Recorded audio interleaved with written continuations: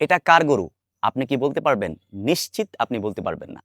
আর এই বলতে না পারা থেকেই এবং গরু থেকেই জন্ম হয়েছিল বর্তমানের আধুনিক ব্র্যান্ডিং এর। প্রাচীনকালে প্রচুর পরিমাণ মানুষ গরু বাছুর চড়াতো।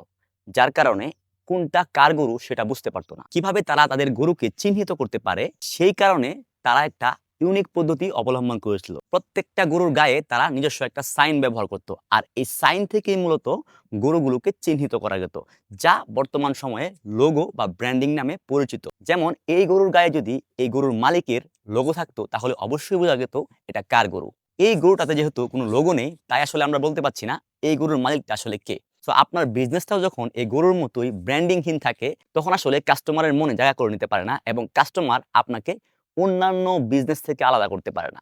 আপনারা যদি আপনাদের বিজনেসে এই গরুটার মতোই ব্র্যান্ডিংটা ঠিকঠাক মতো করতে পারেন এবং কাস্টমারের ব্রেইনে জায়গা করে নিতে পারেন তাহলে কিন্তু ওই গরুর মতোই কাস্টমার আপনার বিজনেসটাকে অন্যদের চেয়ে আলাদা করতে পারবে এবং আপনার ব্র্যান্ডটাকে তারা মনে রাখতে পারবে। আর যদি আপনার ব্র্যান্ড বা বিজনেসটাকে তারা মনে রাখে তাহলে পরবর্তীতে যখন আপনি রিটার্গেটিং অ্যাড দিয়ে তাদের সামনে যাবেন তখন তারা কেনাকাটা করার চান্স অনেকাংশেই বেড়ে যাবে। ভিডিওটা যদি আপনার কাছে ইন্টারেস্টিং মনে হয়ে থাকে তাহলে শেয়ার করে দিতে পারেন যাতে অন্যরাও শিখতে পারে। আর এরকম বিজনেস, ব্র্যান্ডিং, মার্কেটিং ইত্যাদি যদি আপনি ফ্রিতেই শিখতে চান তাহলে আমার সাথে কানেক্ট থাকতে পারেন। ধন্যবাদ।